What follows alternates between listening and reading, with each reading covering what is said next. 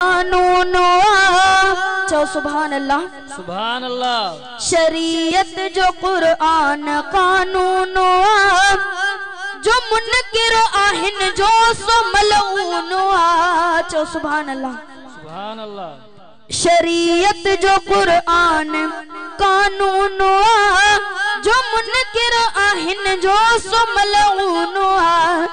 जो मुनकिर आहिन जो सो मलऊन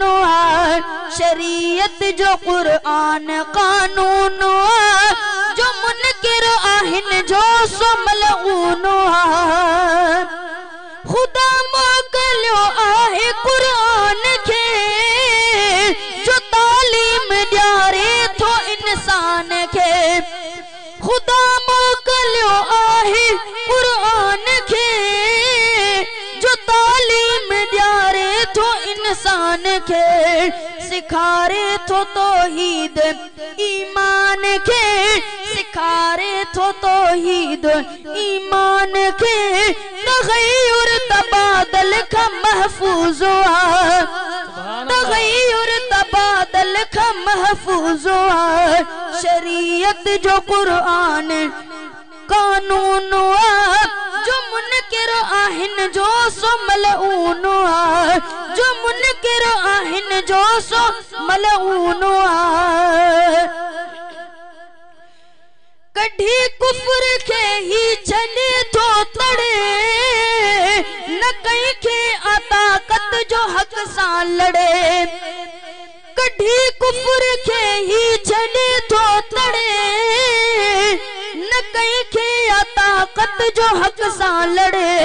मुखालिफ तो दोज़ख में उन जो सड़े मुखालिफ तो दोज़ख में उन जो सड़े गुलामी कंदड़ लाए मामून गुलामी कंदड़ लाए मामून शरीयत जो कुरान कानून जो मुनकिर आहिन जो सो मलऊन जो मुनकिर आहिन जो सो मलऊन दिली दर्द जे लाए आहे दवा शरह जो पियारे थो शरबत सफा दिली दर्द जे लाए आहे दवा शरह जो पियारे थो शरबत सफा ही रहमत हिदायत शहदो शफा ही रहमत हिदायत शहदो शफा मरीजान दिल लाए माजून मरीजान दिल लाए माजून शरीयत जो कुरान कानून जो मुनकिर आहिन जो सो मलऊन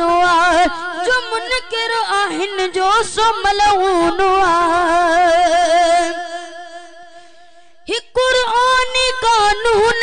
दस्तूर थे जो ऑफिस में हिन जो मज़कूर थे सुभान अल्लाह। ही कुरान कानून दस्तूर थे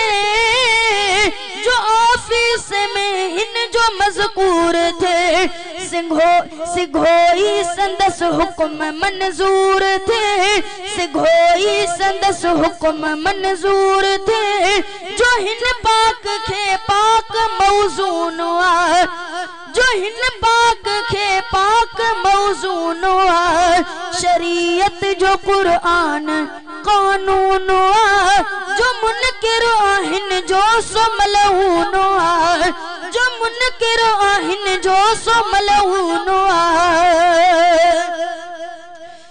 उथी अब्द चांडिया तू हक जई बुधाए रैयत सरकार खे सच सुनाए चो बेशक बेशक उथी अब्द चांडिया तू हक जई बुधाए रैयत सरकार खे सच सुनाए मोहम्मद जी सुन्नत खे मन तू मनाए मोहम्मद जी सुन्नत खे